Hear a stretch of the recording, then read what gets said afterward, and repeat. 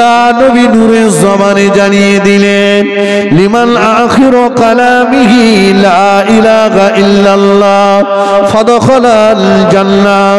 আল্লাহ নবী নূরে জবানে জানিয়ে দিলেন যার জীবনে বিদায়ী কথা হবে, যার জীবনের শেষ কথা হবে লা ইলাহা ইল্লাল্লাহ ফাদখালাল জান্নাহ, ওই ব্যক্তিটা আল্লাহ পাকের দয়ার জান্নাতে চলে যাবে। জোরে বলুন না সুবহানাল্লাহ। যার জীবনের শেষ কথা হবে লা ইলাহা ইল্লাল্লাহ, আর কোনো কথা নেই, মানুষটা মারা যাবে, ইন্তেকাল করবে, এই মানুষটার ঠিকানা হচ্ছে জান্নাত। এবারে আসুন, আমাদের প্রকাশ্য শত্রু কে বাবা? শয়তান। ঠিক বলেছে কুচি। আল্লাহ পাক কোরআন শরীফের ভিতরে জানিয়েছেন ইয়া বানি আদমা, হে আদম বংশধর, লা তাবুদুশ শয়তান, খবরদার তোরা শয়তানের তাবেদারি করিস না। ইন্নাহু, নিশ্চয়ই সে, লাকুম, তোমাদিগের জন্য, আদুউম মুবিন, প্রকাশ্য শত্রু। আল্লাহ বলছে। এবারে কিন্তু আমার আগে মৌলানা সাহেবের কাছ থেকে শয়তানের কথা শুনেছেন, ও কিন্তু ওর জীবনের শেষ চেষ্টা করতে আসবে। যে সময় নবী বলছে বলে আয় লা ইলাহা ইল্লাল্লাহ, ওই সময় শয়তান পেয়ালায় করে পেশাব করে নিয়ে এসে বলবে বল লা ইলাহা। দুটো কথা এক না আলাদা? কথা বলেন বাবা। আলাদা। লা ইলাহা মানে নেই কোনো আল্লাহ, আর লা ইলাহা ইল্লাল্লাহ মানে আল্লাহ ছাড়া কোনো মাবুদ নেই। এখন সবচাইতে বড় কষ্টের ব্যাপারটা হলো ওই সময় বান্দাবান্দির ভিতরে এত পানির তৃষ্ণা থাকবে, ওই মুহুর্ষ ব্যক্তিটার ভিতরে মনে করবে আমাকে যদি 7টা সমুদ্রের পানি দেওয়া হয় সব খেয়ে ফেলে দেবে, মরণে। সেই সময় শয়তান আসবে পেশাব করে। এখন আমি কোনটা বলবো ভাই? উদাহরণস্বরূপ আপনি রাত্রে একা বাইকে ফাঁকা রাস্তায় আসছেন, আপনার কাছে 50,000 টাকা আছে, 3জন দুষ্কৃতী আপনাকে ধরেছে, বুকে একটা পিস্তল ঠেকিয়ে বলছে কাছে যা আছে দিবি না টেনে দেবো, কি বলবেন? একটু বলেন যে ভাই যা আছে নিয়ে নে, আমাকে মারিস না। এটা যদি দুনিয়ার ক্ষেত্রে হয়, যে সময় পানি, এত পানির তৃষ্ণা থাকবে 7টা সমুদ্রের পানি সব খেয়ে ফেলে দেবো, সেই সময় শয়তান এসে বলছে শুধু বল লা ইলাহা, পানি নেই। আসলে ওটা ওর পেশাব। আর রাসূল বলছেন বলে আয় লা ইলাহা ইল্লাল্লাহ। এখন কি করে শয়তানের ধোঁকা থেকে বাঁচবো? গ্রামের মেম্বার সাহেবকে যদি বলা হয় মেম্বার সাহেব আপনি আমার আব্বার পাশে একটু এসে বসে যান, আমার আব্বার মরণের সাকান্দানি শুরু হয়েছে, শয়তান যেন আমার আব্বার পাশে না আসতে পারে। ও মেম্বারের ভয় করবে? ও এমএলএ সাহেবকে যদি বলা হয়, এমপি কে যদি বলা হয়, ভাঙড় থানায় যত পুলিশ আছে যদি বলা হয় গ্রামটাকে ঘিরে ফেলো, আব্বার মরণের সাকান্দারি শুরু হয়ে গিয়েছে, শয়তান যেন না আসতে পারে, সিবিআই গোয়েন্দা বিভাগের অফিসারদের যদি গ্রামে ঢুকিয়ে দেওয়া হয়, তল্লাশি করো, শয়তান যেন আমার আব্বার পাশে না আসতে পারে, কিন্তু না, ওরা কেউ শয়তান আটকাতে পারে পারবে না, শয়তানকে আটকাতে পারবে না। আমি আপনাকে বলে যাচ্ছি, ও নওজওয়ানেরা, যুবকেরা, ও আমার মায়েরা, বোনেরা, শুনে রাখুন, মেম্বার টাকা লাগবে না, প্রধান টাকা লাগবে না, এমএলএ টাকা লাগবে না, এমপি টাকা লাগবে না, পুলিশ প্রশাসনের দরকার হবে না।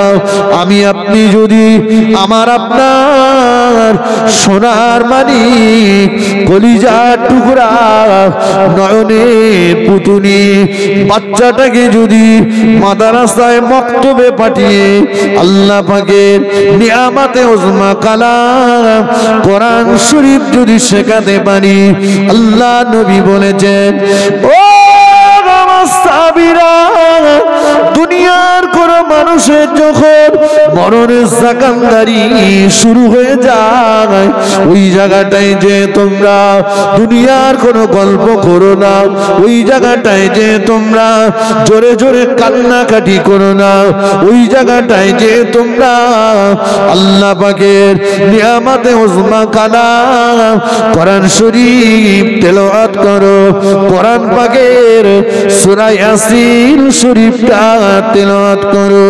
যে জায়গাটা কোরআন শরীফ তেলাওয়াত করা হয়, ওই জায়গাটাতে আমার আল্লাহ পাকের রহমত নাজিল হয়। কোরআন শরীফ তেলাওয়াত করলে ওই বান্দা বান্দিটার মরণের জাকান্দারিটা কম হয়ে যায়। কোরআন শরীফ তেলাওয়াত করলে ওই বান্দা বান্দিটাকে ঘিরে আল্লাহ পাকের রহমতে ফেরেশতারা দাঁড়িয়ে যায়। ওই বান্দা বান্দির পাশে আর ইবলিস শয়তান আসতে পারে না। আর একটু জোরে বলেন সুবহানাল্লাহ।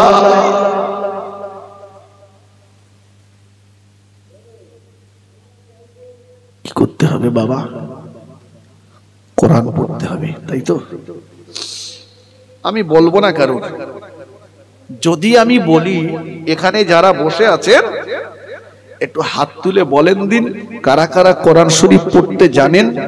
বেশিরভাগ ছেলেদের হাত উঠবে না। এই সত্য না মিথ্যা?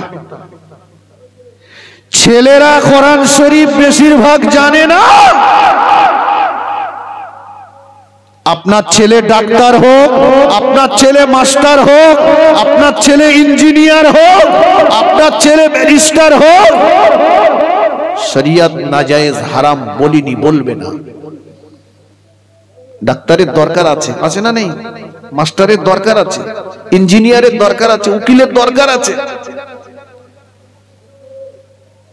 কিন্তু কোরআন শরীফটার দরকার আছে না নাই?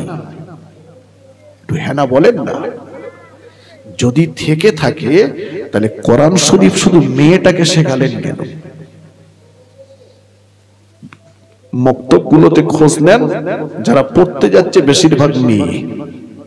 10টা যদি বাচ্চা যায় তো 8টা মেয়ে আর 2টো ছেলে। ছেলের বাপ মনে করেছে আমার হীরের টুকরো। যে ছেলে ঠ্যাং সোজা করে ফেলতে পারে না, ওর দাম তাই 70,000। কথা বুঝেননি? মেয়ে দেখতে যখন যায় তখন যা আটমোশিয়ান থাকে, আরে সর্বনাশ, গলায় একটা হাজি রুমাল ঝুলিয়ে দিয়ে, মা আমি বলো কোরআন জানা মেয়ে খুঁজতেছি, আমার খুব ইচ্ছা আমি একটা কোরআন জানা মেয়ে নেব। তুমি জানো মা? মা বলে জানি, মানে 7-8 বার এপার থেকে ওপারে গেছি। বলে আমি তো এরম মেয়ে খুঁজতেছি। আমি বলি চাচা ওইটা বলে বলে কপাল ভালো, না তো ঘুরিয়ে যদি জিজ্ঞেস করতো যার জন্য আমার দেখতে এসেছেন আপনার সেই হীরের টুকরো সে কোরআন জানে? হ্যাঁ, সে তো কলকে কোম্পানির ম্যানেজার। হ্যাঁ, কলকে কোম্পানির ম্যানেজারের জন্য তুমি কোরআন জানা মেয়ে খুঁজ দিয়েছো? লজ্জা লাগে না? ও জানে না, তুমি এর জিজ্ঞেস করছো কেন জানে কিনা? সেই কোরআন জানা মেয়েটাকে নিজের বাড়ির বৌমা করে এনেছে। কোনদিন একাধিক না অধিকাংশ শ্বশুরেরা আর ডেকে বৌমাকে জিজ্ঞাসা করিনি, মা বড় শখ করে তোমাকে আমার ঘরের বৌমা করে এনেছিলাম, তুমি কোরআন জানো বলে। আমি জানি না, তোমার শাশুড়িও জানে না, আমার ছেলেও পাঠশালার লোক না, তুমি যখন জানো মা কাজ একটু কম হয়, হোক সকাল সন্ধ্যা আমার বাড়ি একটু 10 মিনিট কোরআন শরীফ পড়ো। এ কথা বলিনি।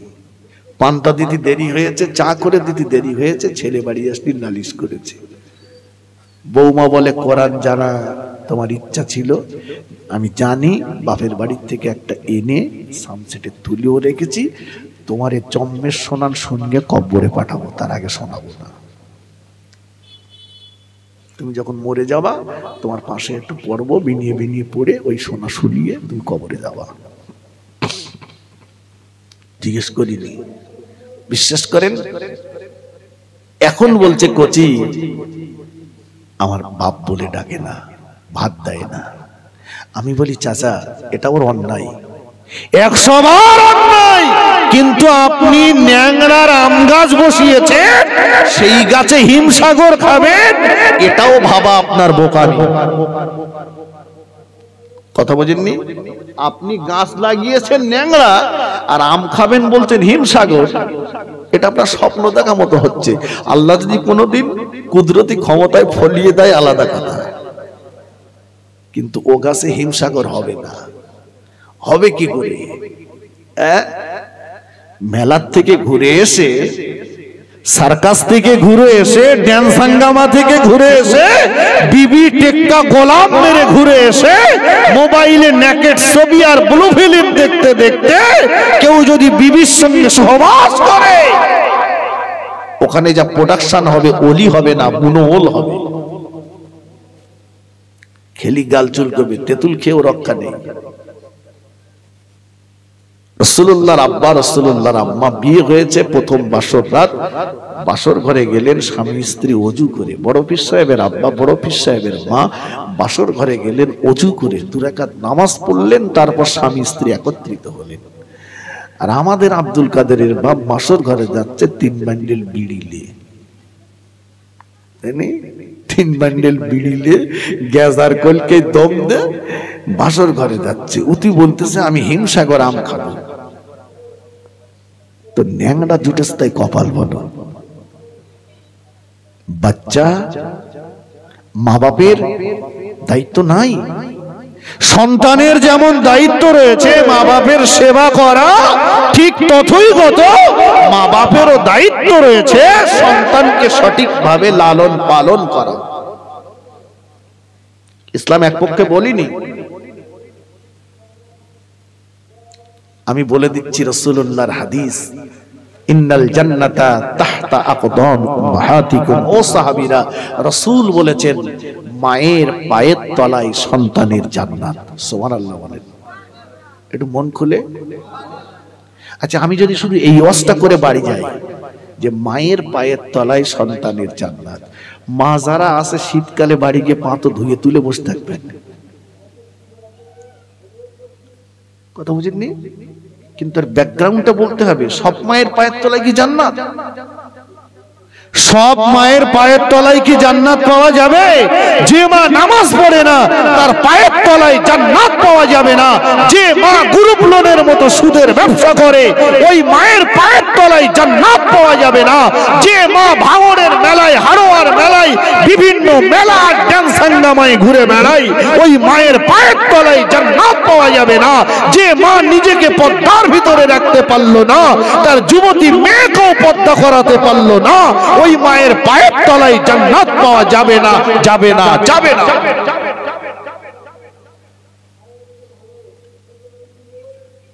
এবারে খোঁজেন সেই জান্নাতওয়ালি মা কটা আছে?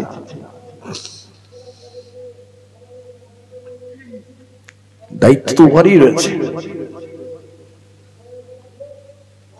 কোরআন জানি না, ভালো কথা জানি না, বাপ মা সবরেসানি বছরে একবার করে খোকা করে করে হুজুর ডেকেলে মাদ্রাসার ছেলে পিলে হাফেজ সাহেব ইমাম সাহেবদের বলে সবরেসানি করে। এখন ও দেয়াল হেলান্তে বসে বসে বিড়ি খাচ্ছে। কি খাচ্ছে বলেছি? বিড়ি খাচ্ছে। তা চাচা বলে খোকা দোকান খুলবি না আজকে? চাচা তুমি ভুলে গেছো কেন? বলে কত তারিখ বলো দিন? বলছে 29 অজ্ঞারণ। আজকে আমার আব্বাস সেই মৃত্যুদিন, জানো না? আমি বছর একবার করে আব্বার জন্য সবরেসানি করি। বাড়ি খতম হচ্ছে, বাড়ি কি হচ্ছে? খতম হচ্ছে। কি খতম বলেন? কোরআন শরীফ খতম হচ্ছে। কে করছে? মানে আমাদের মসজিদের ইমাম সাহেব, হাফেজ সাহেব করছে, মাদ্রাসার ছেলেপেলেরা আছে, ওরা কোরআন খতম করছে, আর ও বসে বসে বিড়ি খতম করতে তোর বাপের দুইয়া সব পাঠাবে। তাই আমি ভুল বলছি? তুই জানিস না ভালো কথা, কোরআন শরীফ পড়তে জানিস না, কিন্তু তোর কি এতটুকু বিবেক হয়নি যে কোরআন শরীফ দেখলে সওয়াব, পড়লে সওয়াব, শুনলেও সওয়াব? জোরে বলুন, একটু মন খুলে বলুন। কালকে হাফেজ সাহেব পড়বে, আজকে বাজারটা করে দিলাম, কি সকালবেলা বাজারটা করে গিন্নিকে বললাম তুমি রান্না বাড়া করো, আমি কোরআন শরীফ পড়তে জানি না, কিন্তু আজকে আমাদের বাড়িতে না হাফেজ সাহেব মাদ্রাসার ছেলেরা কোরআন পড়বে, আমি আজকে আর কোথাও যাব না, আমি গোসল করে ওযু করে ওরা যতক্ষণ তেলাওয়াত করবে আমি বসে বসে শুনবো। বেটা তুমি শুনবে, তোমার শোনাটাও সওয়াব হবে। জোরে বলুন সুবহানাল্লাহ। কিন্তু সেই মন নাই। বাপের জানাজা পড়ছে, ছেলে গামছা মাথায় দে, ও টুপিও খুঁজে পাচ্ছে না। সবাই যখন সবরেসানি করবে ও তখন হাড়ি কুড়ি গোছাচ্ছে, মাল কাঁচা নিতেছে, মানে লোক খাওয়াবে। তো তোর বাপ তুই এসে কাঁদ, লোক ওদিক জাফারে হোক, তুই একটু কাঁদ, ওরা দোয়া করবে। ও এমুক হবে না। এই লোকের কান্না তোর কান্না এক হয়? আমারে ভাড়া করে এনেছিস, আমি তো টাকার জন্য কাঁদবো, তোর বাপের জন্য তুই কাঁদ, তোর কান্নাটাই বেশি পছন্দ। আমার দোয়া কবুল হবে কোনো গ্যারান্টি নেই, কিন্তু সন্তানের দোয়া মা বাপের জন্য কবুল হবে গ্যারান্টি। রাসূল বলেছেন সন্তানের চোখের পানি নাকের ডগায় আসার আগে দোয়াটা আল্লাহ পাকের দরবারে কবুল হয়ে যায়। জোরে বলুন সুবহানাল্লাহ। কাঁদো তোমার বাপ মার জন্য। এজন্য আমি বলি ভাই, বিশ্বাস করেন যে টাকা বেশি রেখে যেতে হবে না, টাকা কম থাক, টাকা ছেলেটার পিছনে ব্যয় করে ওটাকে সম্পদ বানিয়ে যান। আপনি 10 লাখ টাকা রেখে যাবেন, ওটাকে রাম ছাগল তৈরি করে যাবেন, সম্পদ থাকবে না, শেষ হবে। কথা বলেন, শেষ হবে। আর 1 লাখ টাকা রেখে যেয়ে ওকে যদি মানুষ করে যান, টাকা আপনার বাড়বে, আল্লাহ দিলে বাড়বে। এই জন্য ওর পিছনে ব্যয় করে ওটাকে মানুষ তৈরি করে যান, মানুষ তৈরি করে যান। কিন্তু আমাদের এখন একটা টেন্ডেন্সি, মন মানসিকতা এসে গেছে, ঠ্যাং সোজা করে ফেলতে পারে না, তখন থেকে কিছু বাপের চিন্তা, কামাই করে আনুক, যাক সেলাই কাজে যাক, এই কাজে যাক, সে কাজে যাক। ও গেছে কাজে গিয়ে তেরেঙ্গা, শেখর, গুটখা, বিমল, পরিমল, শান্তি অশান্তি তোলপাড় করে দিচ্ছে। দে এইবার কিছু পয়সা হাতে জমেছে, একটা ঠেলা কল কিনেছে, ঠেলা কল। ও তো লেখাপড়া জানে না, এখন ঠেলতি ঠেলতি কারগইলির গরু কারগইলি তুলে দিয়েছে। রাত 12টার সময় পুলিশ এসে হাজির, এসে বলতেছে কই। এমন কেস ওর নামে হয়ে গেছে, এখনো জামিন করাতে গেলে 1 লাখ টাকা দরকার। আমি সত্য বলছি না মিথ্যা বলছি? দেখা যাচ্ছে ও 5 বছরে আপনার কাছে 1 লাখ টাকা এনে দেয়নি, কিন্তু ওকে জামিন করাতে আপনার ছেলে, আপনার অন্তরটা কাঁদছে, 1 লাখ টাকা আপনি জমি বেচে দিতে যাচ্ছেন। আজকে বলুন, ওকে যদি আপনি একটু লেখাপড়া শেখাতেন, তাহলে এই 1 লাখ টাকাটা কিন্তু আপনার খেসারত যেত না। কথা ঠিক কিনা বলেন? আজকে ওর লেখাপড়া না শিখিয়ে ওর এই কাজে দিয়েছেন, ছোটবেলা থেকে ওর কাছ থেকে কিছু নেবেন বলে তার খেসারত আপনাকে এটা দিতে হচ্ছে। আমি শুরুতেই বলেছি, আমার কথাগুলো বুঝুন, মাথায় ঢোকান। আমি আপনাদের ভগলামি দিতে আসিনি, ফিরে আসুন। তাহলে কি বলেছিলাম মনে আছে? কোরআন শরীফ তেলাওয়াত করতে হবে, মরণের জাকানদারিটা কমবে, কষ্টটা কমবে।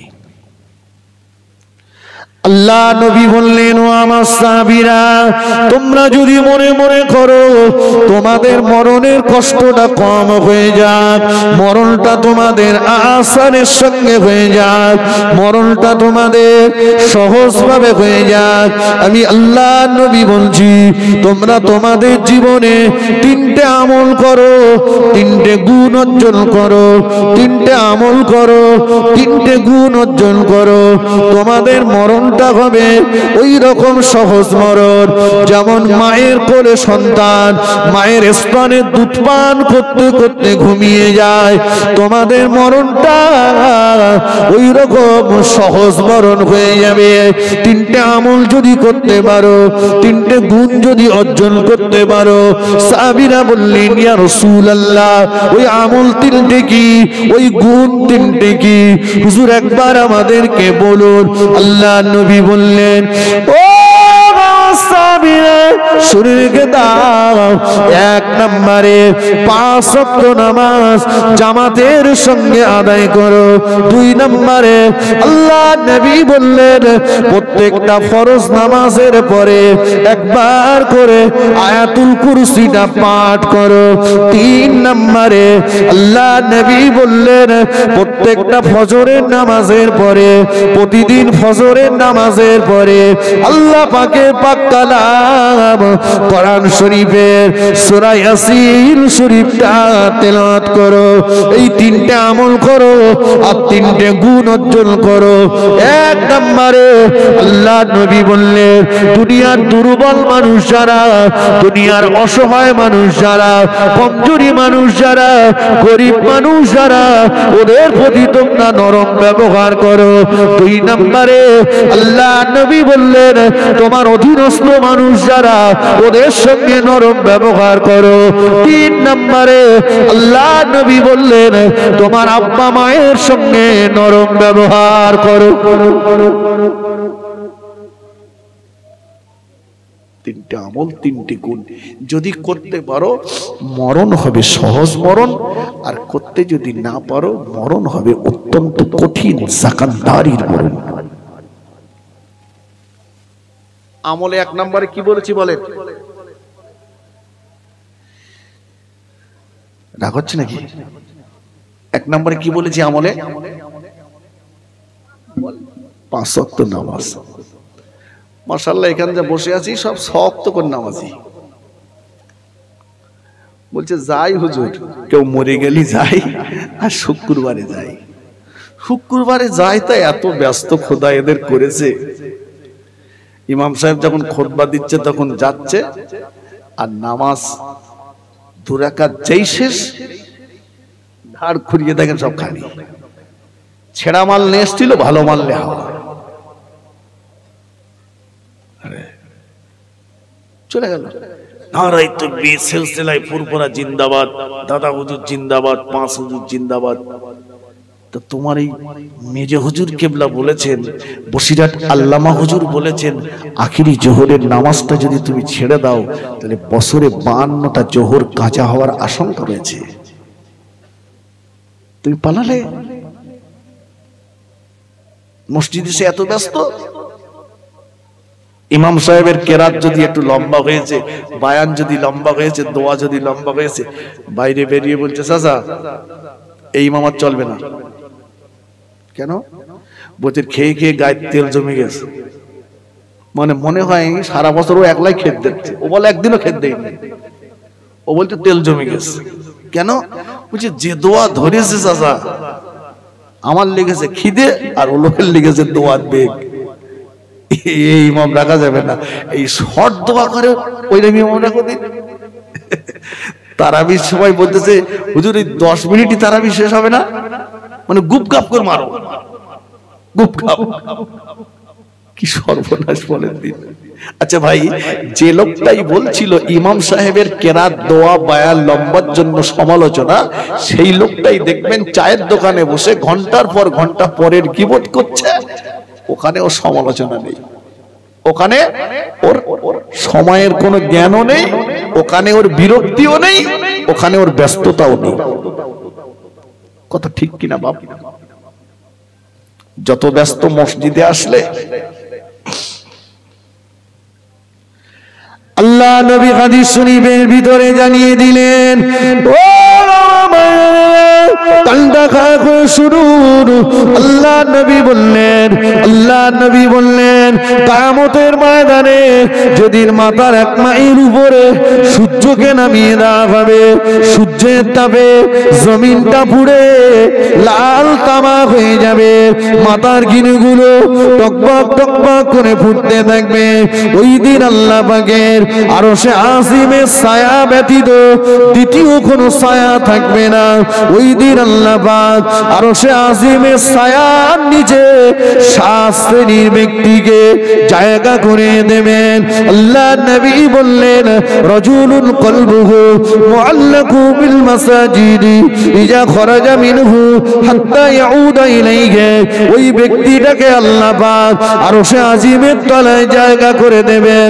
রাজুলুন কলবুহু, যার অন্তরটা জুড়ে রয়েছে, রাজুলুন কলবুহু মুআল্লাকু বিল মসজিদ, যার অন্তরটা জুড়ে রয়েছে মসজিদের সঙ্গে, ইজা খরাজা মিনহু হাত্তা ইয়াউদা ইলাইহি, মসজিদ থেকে বার হয়ে যতক্ষণ আবার মসজিদে ফিরে না যায়, অন্তরটা যার মসজিদের সঙ্গে জুড়ে আছে, ওই ব্যক্তিটাকে আল্লাহ পাক আরশে আজিমের তলায় জায়গা করে দেবে। জোরে হবে না? আমি কিন্তু বলিনি যে আপনি কেতা কম্বল গুছ কিনে মসজিদে শুয়ে থাকেন, এটা কি তাই বুঝিয়েছে? রাসূল বলেছেন অন্তর যার মসজিদের সঙ্গে জুড়ে আছে। কেমন? জোহরের নামাজ পড়তে গেছেন, নামাজ পড়ে বাইরে বার হলেন, বাড়িতে আসলেন, খাওয়া দাওয়া করলেন, আরাম বিশ্রাম করলেন, কিন্তু অন্তরটা রয়েছে আসরের আজান হলে মসজিদে যাব। আসরের নামাজ পড়লেন, বাইরে আসলেন, চা পানি নাস্তা পানি করলেন, বন্ধু বান্ধবদের মাঝে সময় দিলেন, নিয়ত রয়েছে যে মাগরিবের আজান হলে মসজিদে যাব। অন্তর যার মসজিদের সঙ্গে এরকম জুড়ে আছে, এই ব্যক্তিটাকে আল্লাহ পাক কিয়ামতের ময়দানে আরশে আজিমের তলায় জায়গা করে দেবেন। জোরে বলুন সুবহানাল্লাহ। মসজিদে যেয়ে পড়ে থাকতে হবে না। শোনেন দুটো হাদিস বলি। আল্লাহ নবীর দরবারে একজন মহিলা এসেছেন, মদিনার একজন রমণী এসেছেন আল্লাহ নবীর দরবারে। এসে দেখেন আল্লাহ রাসূল বাড়িতে নাই। আল্লাহ নবীর বিবি আমাদের আম্মা জান আয়েশা সিদ্দিকা রাদিয়াল্লাহু তাআলা আনহা মদিনার ওই রমণীটাকে ডাকলেন। মদিনার রমণীটা, মদিনার ওই মেয়েটা আম্মা জানের সম্মুখে চলে আসলো। আম্মা জান দেখলেন মদিনার ওই রমণীটা, মদিনার ওই মেয়েটার মাথার চুলগুলো এলোমেলো, মদিনার ওই মেয়েটার মাথার চুলগুলো এলোমেলো, পাগলির মতো চেহারা। আম্মা জান বললেন, ও মা মদিনার রমণী, কেন মা তুমি এমন করে পাগলির মতো ঘুরে বেড়াচ্ছ? মাথা আশ্রাও না, মাথার চুলে তেল দাও না, শরীরের পরিপাটি করো না। ও মদিনার রমণী, তোমার স্বামী কি দুনিয়ার জমিনে বেঁচে নাই? তুমি কেন এমন পাগলির মতো ঘুরে বেড়াচ্ছ? মদিনার রমণী বললেন, আম্মা জান, ও আমাদের আম্মা জান, স্বামী আমার দুনিয়ার জমিনে বেঁচে আছে, স্বামী আমার হায়াতে আছে, কিন্তু আপনি বলুন আমি সাজগোজ করব কার জন্য? মাথা আশ্রাবো কাকে দেখানোর জন্য? মাথার চুলে তেল দেব কাকে দেখানোর জন্য? আল্লাহ নবী বলেছেন একটা নারীর সমস্ত রকমের সাজ জায়েজ হলো তার স্বামীর জন্য। সুবহানাল্লাহ বলেন। একটা নারীর সমস্ত রকমের সাজ বৈধ হচ্ছে তার স্বামীর জন্য। তো আমি সেজে গুজে বেড়াবো কোথায়? স্বামী তো আমার কাছে থাকে না। আমাদের মেয়েরা কি করে, আমি আপনাদের এখানকার কথা বলছি না, যখন বাড়িতে থাকে তখন ছেঁড়াকুড়ো মালগুলো বার করে, পুণ্য ছেঁড়াকুড়ো ওইগুলো। আর যখন কুটুম বাড়ি যাবে এইবার তোলা মাল সব বার করেছে।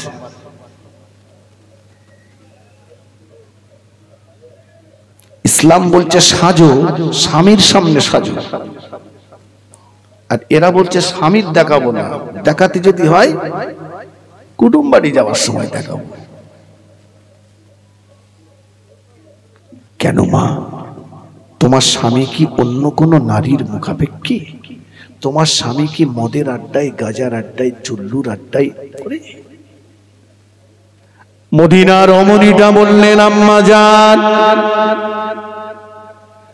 ও আম্মা জান, না না, আমার স্বামী অন্য কোন নারীর মুখাপেক্ষী নয়। আমার স্বামী মদের আড্ডায় যায় না, আমার স্বামী গাজার আড্ডায় যায় না, আমার স্বামী শরিয়াতের কোনো হারাম কাজে যায় না। আমার স্বামী সারা সারা রাত মদিনার মসজিদে নববী শরীফে নামাজ পড়ে পড়ে কাটায়।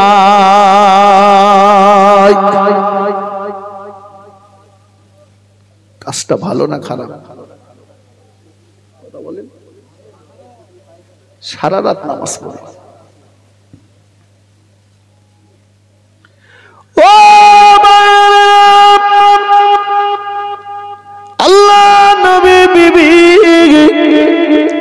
আমাদের আম্মা জান আয়েশা সিদ্দিকা রাদিয়াল্লাহু তাআলা আনহা বললেন, ওগো মদিনার রমণী, মনটা খারাপ করো না মা, মন মলিন করো না মা। আম্মা জান মদিনার ওই রমণীটার মাথায় তেল লাগিয়ে দিলেন, মদিনার ওই রমণীটার মাথাটা আঁচড়ে দিলেন। যাও মা, মন খারাপ করো না মা, তোমার কথাটা আমি আল্লাহ নবীকে বলবো। মদিনার রমণীকে সান্ত্বনা দিয়ে বাড়িতে পাঠিয়ে দিলেন। আল্লাহ নবী যখন ঘরে ফিরলেন, আম্মা জান আয়েশা সিদ্দিকা রাদিয়াল্লাহু তাআলা আনহা আল্লাহ নবীকে বললেন, ইয়া রাসূলুল্লাহ, ইয়া হাবিবাল্লাহ, হুজুর মদিনার একটা রমণী আপনার কাছে এসেছিল, আপনার অমুক সাহাবীর স্ত্রী, আপনার অমুক সাহাবীর বিবি, হুজুর তার নালিশ হলো আপনার অমুক সাহাবী সারা রাত জেগে জেগে মদিনার মসজিদে নববী শরীফে নামাজ পড়ে। আল্লাহ নবী বললেন, ও আমার বিবি আয়েশা, তুমি ঠিক বলেছো, আমি রাসূলুল্লাহ ওকে অনেকবার রাত্রে মসজিদে দেখেছি, কিন্তু ও যে সারা রাত থাকে এটা তো আমি জানি না, জানতাম না। আল্লাহ নবীর চেহারাটা মলিন হয়ে গেল। একজন সাহাবীকে ডাকলেন, বাবা সাহাবী, যাও বাবা আমার অমুক সাহাবীকে ডেকে নিয়ে এসো। সাহাবা হুজুরকে আল্লাহ নবীর দরবারে ডেকে আনা হলো। আল্লাহ নবী বললেন, ও বাবা সাহাবী, কে তোমাকে বললো বাবা, কে তোমাকে শোনালো বাবা, সারা রাত জেগে জেগে জেগে জেগে মদিনার মসজিদে নববী শরীফে নামাজ পড়তে হবে? ও সাহাবী, শুনে রাখো, আল্লাহ পাক আমাকে দ্বীন ইসলাম প্রচারের দায়িত্ব দিয়েছেন। আমি রাসূলুল্লাহ আল্লাহর দেওয়া দায়িত্ব পালন করি। আবার আমি আমার নটা নটা বিবির অধিকারকে বুঝে দিই, আমি আমার নটা 11টা বিবির হককে বুঝে দিই। ও সাহাবী, মনে রাখো, বিবির মনে কষ্ট দিয়ে, বিবির মনে দুঃখ দিয়ে, বিবির হককে নষ্ট করে সারা রাত জেগে জেগে যদি তুমি নামাজ পড়ো, তোমার নামাজ আল্লাহ পাকের দরবারে কবুল হবে না।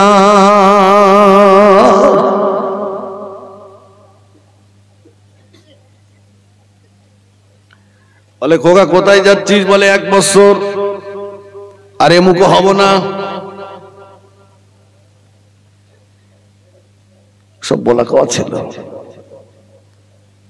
ভাই, রাসূলুল্লাহ হকের ব্যাপারে কতটা সচেতন দেখেন। নবী বলছেন, বিবির অধিকার, বিবির হককে নষ্ট করে সারা রাত জেগে নামাজ পড়া হবে না। কিছু কিছু স্বামীরা মনে করতেছে, আমি তো ডন। কেন? বলছে, বউ তার আমার বিয়ে করিনি, আমি ওরে বিয়ে করেছি। অতএব আমি যা বলবো তাই শুনতে হবে। মনে করেছে স্ত্রী মানে আমার গোলাম, একদম। কিছু কিছু স্বামী আছে যারা মনে করে স্ত্রী অন্যায় করলে কালী পুজোর ঢোলের মতো গুড়ুম গাড়াম চেলকে দাও। আছে একদম বউ মারা ওষুধ আমার সামনে বসে রয়েছে, কথায় কথায় বউ পেটে। শুক্রবারে বউরি মেরে মসজিদে গিয়ে সামনের কাতারে বসেছে, আবার বলে গেছে ফিরে এসে ফের মারবো। চিন্তা করেন দিন। হ্যাঁ, হাদিস শরীফে এসেছে স্ত্রীকে শাসন করো, স্ত্রীকে মারো, অদরিবহুন্না, ওকে শাসন করো, মারো, তবে অদরিবহুন্না এর ব্যাখ্যাতে হাদিসরা লিখেছে মারো বেসওয়াক দিয়ে মারো। কি দিয়ে? কথা বলে না, মেসওয়াক বোঝেন, কোল বালিশ দিয়ে মারো। আরে সকালবেলা কাঠের চালা তুলে বলে তোর মেরে তাই পান্তা খাবো।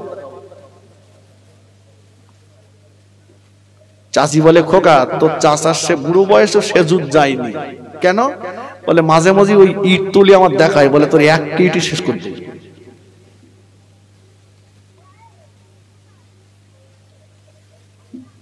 কত ভুল বুঝেন না। শোনেন, নারী জাতির সম্মান আল্লাহ দিয়েছেন, আল্লাহ রাসূল দিয়েছেন। আল্লাহ রাসূল বলেছেন আদ-দুনিয়া কুল্লুহা মাতাউন, গোটা দুনিয়াটাই একটা পুরুষের জন্য সম্পদ। খায়রুল মাতাইদ দুনিয়া আল মারআতুস সালিহা, হাজার হাজার সম্পদের ভিতরে একটা পুরুষের জন্য শ্রেষ্ঠতম সম্পদ হচ্ছে একটা নেককারিনী স্ত্রী। জোরে বলেন, ভাব ভালো না? ভাব ভালো না, বাড়ি বোধহয় মিল মোহাম্মত খুব ভালো নেই, না তো সুবহানাল্লাহ যদি এরকম হবে কেন? আমি তো শেষ করার মতোই জেগেছি, একটু মন খুলে বলেন সুবহানাল্লাহ। হ্যাঁ, আমি কি খারাপ কথা বলেছি? আরে আমি তো আমার কথা বলিনি, রাসূলের কথাটা আমি বাংলায় ব্যাখ্যা করে বলেছি। নবী বলেছেন গোটা দুনিয়াটাই পুরুষের জন্য সম্পদ, কিন্তু শ্রেষ্ঠ সম্পদ হচ্ছে একটা পুরুষের জন্য একটা নেককারিনী স্ত্রী। এই হাদিসগুলো পড়লে মনে হয় আল্লাহ নবীকে কত বড় সমাজ বিজ্ঞানী বানিয়েছিলেন। ভাই, আল্লাহ আপনাকে কোটি কোটি টাকা দিয়েছে, কোটি কোটি টাকার মালিক। একটা 18-20 বছরের যুবক, ওরে যদি বলা হয় তোর বাসন্তী হাইওয়ে এই রোডে, তোর একদম মেন রোডের ধারে 20 বিঘে জমি দেবো, 5 কোটি টাকা দেবো, ছোট্ট একটা শর্ত, জিন্দেগি জীবনে কখনো কোনোদিনের জন্য কোনো নারীর সংস্পর্শে তো যাওয়া হবে না, ও যুবক খুশি হবে? চাচা তাই মাথা নাড়া দিচ্ছে আর যুবক। হ্যাঁ, আপনি কোটি কোটি টাকার মালিক, কোটি কোটি টাকার মালিক, কিন্তু আপনার জীবনে একটা আপনার মনের মতো স্ত্রী নেই। বুকে হাত দিয়ে বলুন আপনি শান্তিতে আছেন? কথা বলেন না। না না, রাসূল বলেছেন শ্রেষ্ঠ সম্পদ হচ্ছে একটা পুরুষের জন্য নেককারিনী স্ত্রী। অতএব স্ত্রীর ভুলের জন্য তুমি তার সঙ্গে পশুর মতো আচরণ করো না। কোথায় বাড়ি তার, তোমার সঙ্গে কোনো পরিচয় ছিল না, শুধু 3 বার বলেছে আলহামদুলিল্লাহ আমি কবুল করলাম। তার বাপ ছেড়েছে, মা ছেড়েছে, ভাই ছেড়েছে, বোন ছেড়েছে, প্রতিবেশীকে ছেড়েছে, তোমার বাড়িতে এসে তোমার আব্বাকে আব্বা বলেছে, তোমার মাকে মা বলেছে, তোমার ভাইকে ভাই বলেছে, তোমার বোনকে বোন করেছে, তোমার প্রতিবেশীকে আপন বানিয়ে নিয়েছে। অতএব সে দুর্বল। তুমি তার অন্যায়ের জন্য, রাসূল বলেছেন আজকে ত্রুটি করেছে, সেদিনটার কথা মনে করো যেদিন তুমি যৌবনের তাড়নায় উত্তেজিত ছিলে, গোটা পৃথিবীর সমস্ত নারী তোমার জন্য হারাম ছিল, সেদিন তোমাকে সবচাইতে বেশি তৃপ্তি দিয়েছে তোমার স্ত্রী। সেদিনকার কথা মনে করে আজকে আল্লাহর রাস্তায় অপরাধটাকে ক্ষমা করে দাও। সুবহানাল্লাহ বলেন।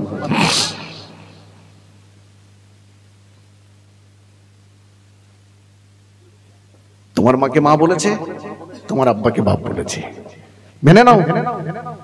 শাশুড়ি, শাশুড়ি সমাজে কিছু কিছু দাজ্জাল মার্কা শাশুড়ি বেরিয়েছে, আমি বলছি এটা খুদে দাজ্জাল। এদের জন্য অনেক সংসার নষ্ট হয়ে যাচ্ছে। বলছে আমার ছেলেটা এত বড় রাম ছাগল, ও বউ যা বলে তাই শোনে। আর আমার জামাইটা এত ভালো, সোনার জাত, আমার মেয়ে যা বলে তাই শোনে।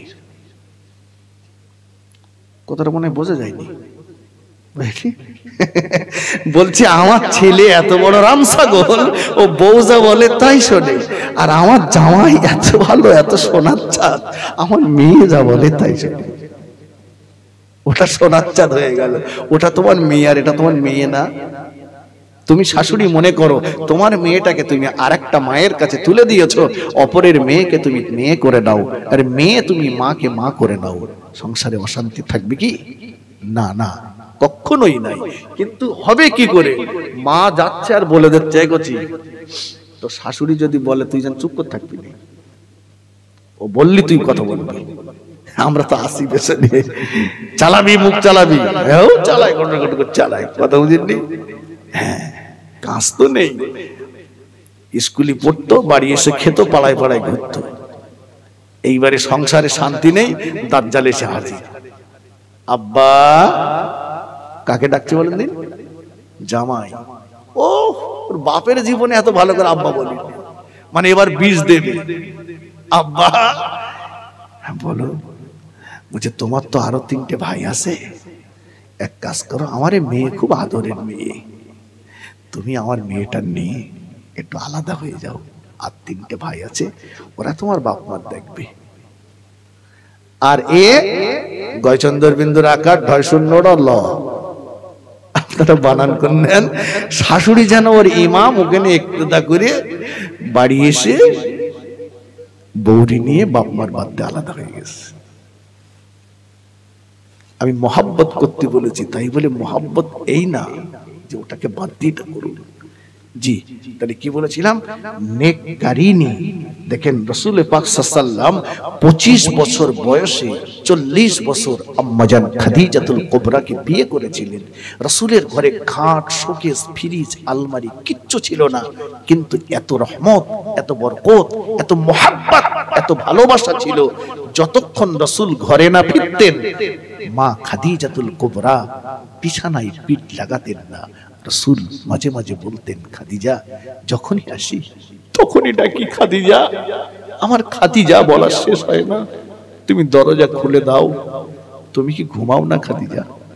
আম্মাজান বলেছিলেন, ইয়া রাসূলুল্লাহ, আমি শোবো বলে ঘুমানোর জন্য যখন বিছানার দিকে তাকাই, যে বিছানাতে আমি আপনাকে দেখতে পাই না, ওই বিছানাতে আমি খাদিজা আমার পিঠ লাগাতে ইচ্ছে হয় না। সুবহানাল্লাহ বলে মা খাদিজাতুল কুবরা যতদিন বেঁচে ছিলেন, রাসূলুল্লাহ দ্বিতীয় কোনো বিয়ে করেননি, কোনো বিবাহ করেননি। কত খুশি! রাসূলুল্লাহ নিজে আমাদের আম্মা জানকে জান্নাতুল মুআল্লা কবরস্থানে নামিয়ে দিয়েছেন। সাহাবীরা সব মাটি দিয়ে চলে আসতেন। সিদ্দিক আকবর, ফারুক আযম বলছেন, ইয়া রাসূলুল্লাহ চলুন। নবী বলছেন, তোমরা যাও, আমি এক্ষুনি আমার খাদিজাকে ছেড়ে যাব না, খাদিজাকে ছেড়ে যাব না। আল্লাহ রাসূল একবার কবরে মাথার দিকে, একবার পায়ের দিকে, ঝরঝর করে চোখ দিয়ে পানি পড়ছে। আল্লাহ ফেরেশতা জিবরিল আমিনকে পাঠিয়ে দিয়ে বললেন, জিবরাইল, নবীকে বলো খাদিজার জন্য চিন্তা করতে বারণ করো। খাদিজার কবরে মুনকার নকিরের সওয়ালের জবাবটা আমি আল্লাহ নিজে আরশে আজিম থেকে দিয়ে দেব। জোরে বলুন সুবহানাল্লাহ, জোরে বলেন সুবহানাল্লাহ। কি মোহাব্বত! ওই নারীটাই তো সৌভাগ্যবান, ওই নারীটাই তো সৌভাগ্যবান, ওই মেয়েটাই তো সৌভাগ্যবান যে নারীর মোহাব্বতে তার স্বামীর চোখ দিয়ে পানি পড়ে। ঠিক কিনা বলে? আল্লাহ নবী বিবি আমাদের আম্মা জান আয়েশা সিদ্দিকা রাদিয়াল্লাহু তাআলা আনহা বলে, গভীর রাত, নিশুতি রাত, মাঝে মাঝে রাসূলকে পেতাম না, পাগলের মতো খুঁজতে খুঁজতে জান্নাতুল বাকির দিকে চলে যেতাম। যে দেখতাম আল্লাহ নবী জান্নাতুল বাকি কবরস্থানে দাঁড়িয়ে জান্নাতুল বাকি কবরস্থানটা জিয়ারত করছেন আর জজ্জর করে কাঁদছেন। আল্লাহ নবী বলছেন আল্লাহ পাক যেদিন বাপ বেটাকে ভুলে যাবে, বেটা বাপকে ভুলে যাবে, মা মেয়েকে ভুলে যাবে, মেয়ে তার মাকে ভুলে যাবে, স্বামী স্ত্রীকে ভুলে যাবে, স্ত্রী স্বামীকে ভুলে যাবে, ওই দিন আমি রাসূলুল্লাহ আমি যেন আমার খাদিজার কথা ভুলে না যায়। আল্লাহ নবী বিবি আমাদের আম্মা জানেরা বলেন আমাদের কাছে যখন আল্লাহ নবীর কাছে যখন গোশত হাদিয়া আসতো আল্লাহ নবী আমাদের সবাইকে ডাকতেন, আমরা সমস্ত বিবিরা আল্লাহ নবীর সামনে হাজির হয়ে যেতাম। ও মায়েরা, আল্লাহ নবী নিজে হাতে করে আমাদের আম্মা জানদের গোশতগুলো ভাগ করে দিতে আল্লাহ নবী একটা ভাগ নিজের কোলের কাছে টেনে রাখতে, সমস্ত বিবিদের ভাগ দিয়ে দিতে একটা ভাগ নিজের কোলের কাছে টেনে রাখতে। আম্মা জানেরা জিজ্ঞাসা করে ইয়া রাসূলুল্লাহ হে ইয়া হাবিবাল্লাহ, হুজুর আপনি আপনার কোলের কাছে যে ভাগটা টেনে রেখেছেন ওটা কার জন্য, ওটা আপনি কাকে দেবেন, ওটা কার জন্য, ওটা আপনি কাকে দেবেন? আল্লাহ নবী বলতেন বিবিরা এটা আমি আমার খাদিজার জন্য রেখে দিয়েছি। আম্মা জানেরা বলতেন ইয়া রাসূলুল্লাহ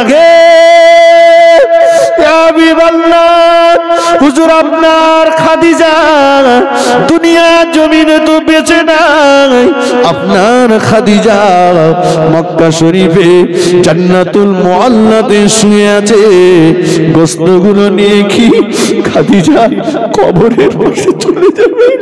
গোশতগুলো নিয়ে কি খাদিজার কবরের পাশে রেখে আসবে?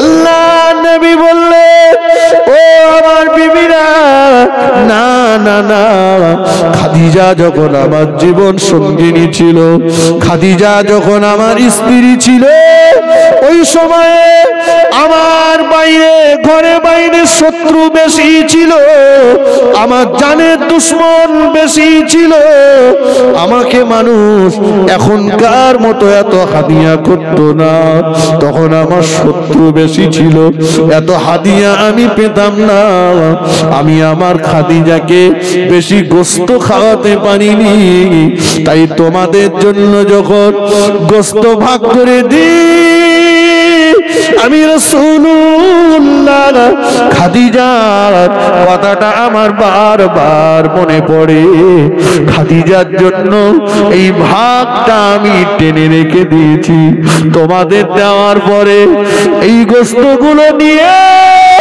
আমি রাসূলুল্লাহ রাস্তায় বেরিয়ে যাব, আমি নবী রাস্তায় বেরিয়ে পড়ব, দেখবো খুঁজে কোথাও খাদিজার কোন বান্ধবীর সঙ্গে দেখা করা যায় কিনা, খাদিজার কোন বান্ধবীকে খুঁজে পার করব। ও আমার বিবিরা এই গোশতগুলো নিয়ে খাদিজার বান্ধবীকে যে বলবো এই নাও তুমি আমার খাদিজার বান্ধবী, খাদিজা তোমাকে বড় ভালোবাসতো, তুমি আমার খাদিজাকে বড় ভালোবাসতে, খাদিজা আমার দুনিয়াতে নাই, তুমি খাদিজার বান্ধবী, এই গোশতগুলো তুমি রান্না করে খাও, তুমি খেলে আমার বিশ্বাস খাদিজা খুশি হয়ে যাবে, আর তুমি আমার খাদিজার জন্য একটু দোয়া করবে। এজন্য আমি রাসূলুল্লাহ একটা ভাগ নিজের কোলের কাছে টেনে রেখে দিয়েছি। আরেকটু জোরে বলেন সুবহানাল্লাহ, আল্লাহুম্মা সাল্লি আলা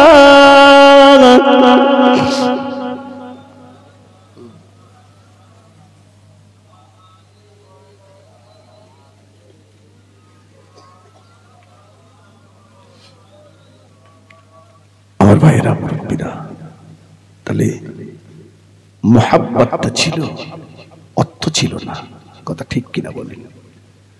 ভালোবাসা ছিল, ঘরে খাট, শোকেস, ফ্রিজ, আলমারি ছিল না। যাই বা হোক, আজ আমরা যারা বসেছি, আমরা অনেকে আমাদের আপনজনদেরকে হারিয়ে ফেলেছি। কেউ জীবন সঙ্গিনী বিবি হারিয়েছি, কেউ আব্বা হারিয়েছি, কেউ মা হারিয়েছি, কেউ দাদু দাদিমা, নানা নানি, ভাই বোনকে হারিয়ে ফেলেছে। তারা কবরে শুয়ে আছে নেকির কাঙাল হয়ে, নেকির কাঙাল। কোনোদিন আর আসবে না, বেটা আমাকে একটা চাদর দে, বেটা আমাকে একটা কম্বল দে, আসবে না, চাইবে না। বাবা, তাদের জন্য এই মাহফিল থেকে সব রেসানি হবে, সওয়াব পাঠানো হবে। সোনার মানিকেরা, ও নওজওয়ানেরা, ও যুবকেরা,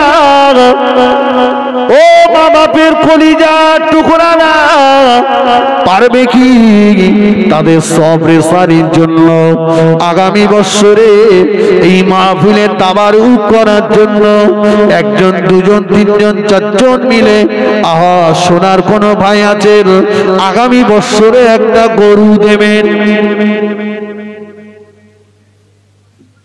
দু চারজন মিলে আগামী বছরের তাবারুকের জন্য একটা গরু দেবেন। আমি দাবি করলাম, এবছর গরু হয়েছে কজন মিলে দিয়েছে? 5 জন। যে 5 জন ভাই মিলে এবছর গরু দিয়েছেন, আলহামদুলিল্লাহ, তাদের জন্য দোয়া হবে। আমি গুনাহগার, দোয়া করে যাব। বাবা, সেই 5 জন যুবক ভাই এখানে আছেন কি? আছেন? আগামী বছরে আপনারা আবার দেবেন ভাই, দেবেন গরু।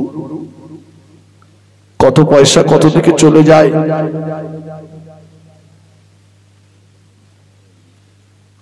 জি বলেন,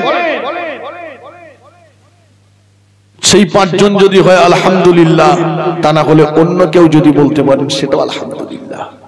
পারবেন? আমি গুনাহগার, একটু দোয়া করে যাই। 1 বছর বাঁচবো গ্যারান্টি নাই। আল্লাহ যেন হায়াত বাড়িয়ে দেন, নিজে হাতে আল্লাহ আপনাকে দান করার সুযোগ করে দেন। পারবেন? 4 জন কি 5 জন মিলে আগামী বছরে এই মাহফিলে গরুটা দেবেন?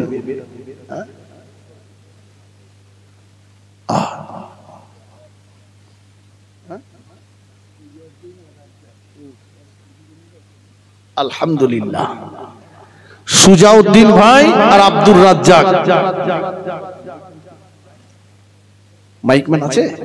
সুজাউদ্দিন ভাই আর আব্দুর রাজ্জাক, এরা দুজন মিলে আগামী বছর একটু গরু দেবেন। জোরে বলেন আলহামদুলিল্লাহ, জোরে বলেন নারায়ে তাকবীর।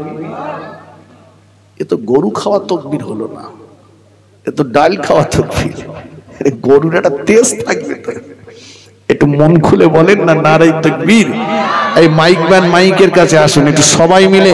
ভাই যারা দিচ্ছে দিলেও সওয়াব, আপনারা উৎসাহিত করবেন, এটাও সওয়াব। জোরে বলুন না নারায়ে তাকবীর, নারায়ে তাকবীর। সুজাউদ্দিন ভাই বলুন জিন্দাবাদ, আব্দুর রাজ্জাক ভাই বলুন জিন্দাবাদ। একটা গরু দেবেন, বলুন মারহাবা, নারায়ে তাকবীর, আল্লাহুম্মা আমিন। তোলেন আল্লামা সুজাউদ্দিন ভাই, আব্দুর রাজ্জাক ভাই,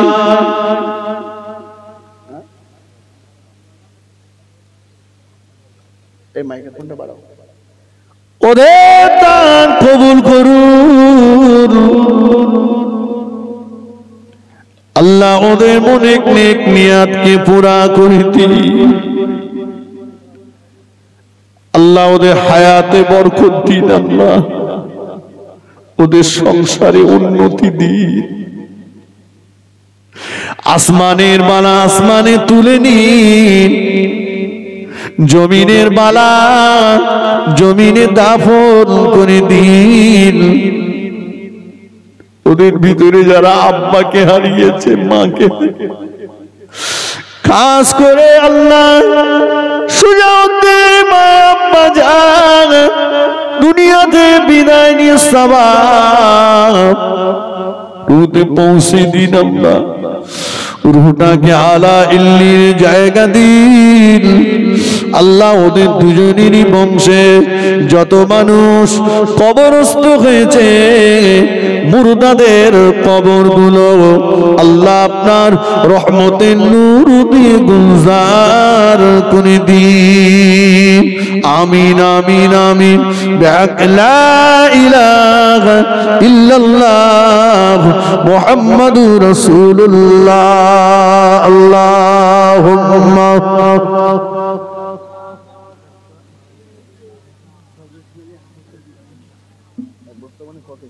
মাইক্রোফোনটা একটু বাড়াও তো বাপ, এই মাইক্রোফোনের বাড়িয়ে দাও।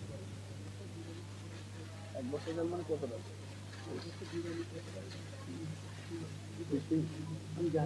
বাবা? কি নাম? আমার আরাবুল ভাই, আব্বা ইন্তেকাল করেছে, সোনার মানিক। আমি হাত তুলে দোয়া করব, আরাবুল ভাই এক বস্তা বিরিয়ানির চাল দেবেন। জোরে বলুন না আলহামদুলিল্লাহ, জোরে বলেন না আলহামদুলিল্লাহ। নারে তাকবীর, নারে তাকবীর। আরাবুল ভাই বলুন জিন্দাবাদ।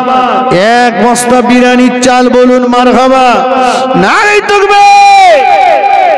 আমার আরেকজন ভাই হবে, আরাবুল ভাইয়ের মতো বিরিয়ানির চাল দেবেন এক বস্তা। আমি একটু হাত তুলে দোয়া করে যাই। আমি গুনাহগার, কিন্তু আমার এই দুটি হাত আমি আল্লাহর খানায় কাবাতে লাগিয়েছি একাধিকবার। আমি হাত দিয়ে জান্নাতি পাথর হাজরে আসওয়াদ ধরেছি। আপনার জন্য হাত তুলে দোয়া করব। কে আছেন? 2 নম্বরে এক বস্তা বিরিয়ানির চাল দিতে পারবেন? কে আছেন বলেন? এক বস্তা বিরিয়ানির চাল। কোন সোনার মানিক আছেন?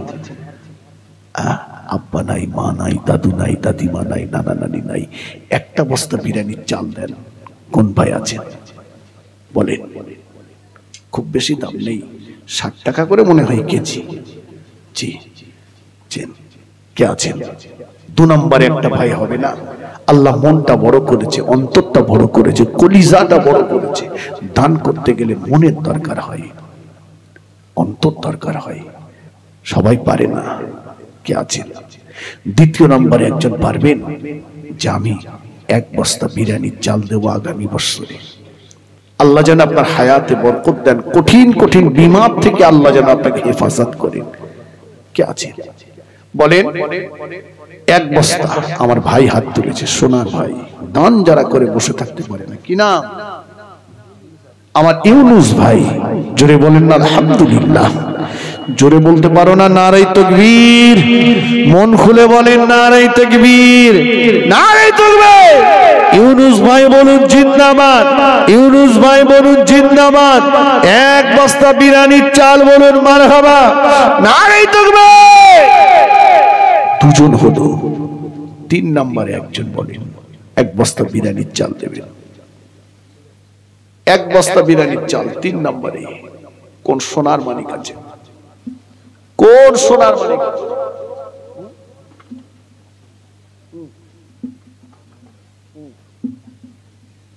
কাশেম মোল্লা, আবুল কাশেম মোল্লা, আব্বা মায়ের নামে 3 নম্বরে এক বস্তা বিরিয়ানির চাল দেবেন। জোরে বলেন না আলহামদুলিল্লাহ। নারে তাকবীর, নারে তাকবীর। কাশেম মোল্লা বলুন জিন্দাবাদ। এক বস্তা বিরিয়ানির চাল বলুন মারহাবা, নারে তাকবীর। আর একজন দিলে আর লাগবে না, আর একজন দেন। আর একজন কে আছেন? আমি 4 জনের জন্য হাত তুলে দোয়া করব। একজন কে আছেন? আর একটা ভাই বলে, সোনার মালিক বলে একটা বস্তা। আল্লাহর রাস্তায় মনটা নরম করে দেন, আল্লাহ দেবেন। দেওয়ার মালিক তো আল্লাহ। আল্লাহ না দিলে আপনি এক বস্তা বিরিয়ানির চাল। মাশাআল্লাহ। আমার ভাই, এই যে ওই ভাই দেবে। কি নাম? আমার আব্দুস সামাদ ভাই। জোরে বলতে পারো নারে তাকবীর? এই কোচিরা জোরে বলো না নারে তাকবীর, নারে তাকবীর। আব্দুস সামাদ ভাই বলুন জিন্দাবাদ, এক বস্তা বিরিয়ানির চাল বলুন মারহাবা, নারে তাকবীর, আল্লাহুম্মা আমিন। আল্লাহ ভাই